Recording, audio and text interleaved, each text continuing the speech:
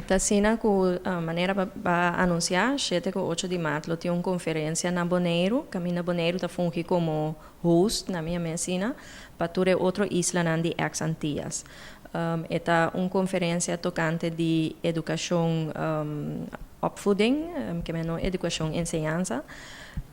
Caminha que nos lo apresentar, entre outros, e punto na caminha não se chega até agora para o que se trata debate que está em público para chegar na visão pedagógica de Bonaire. Na conferência aqui maneira ba bisa acaba lo tem também gente hopi interessante presente qual está a Princesa Laurentine e está representada aqui na sua fundação Messing Chapter.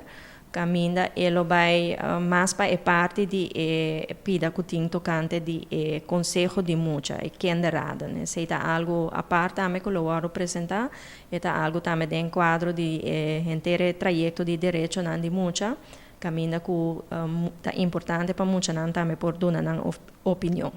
Esta também é automaticamente como ponto de saída para ajudar a formar visão completo pedagógico de enquadro de totalidade aqui? Sim, é algo também que tem seu efeito back den visão. Sina cultura isla não lo apresentar não ponto não coisa que sair de lá riba não isla não coisa que não tá querer tá funcionar bom e assim não vai haver intercâmbio den profissional não que tá trabalhar área de juventude para o que tá trata visão pedagógico caminha também educação positiva tá enfoque que quando nós também educamos muito como isla basar riba uma maneira positiva.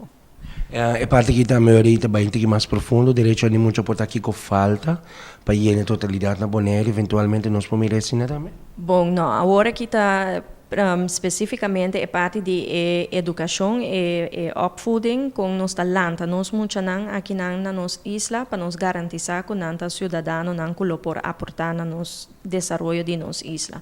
Então esta mais ribe é área é parte que a botar referir na jeta é parte de voorzieningen, kosten que lo ting mester para, por exemplo, para muita por forma bom, na uma maneira saudável.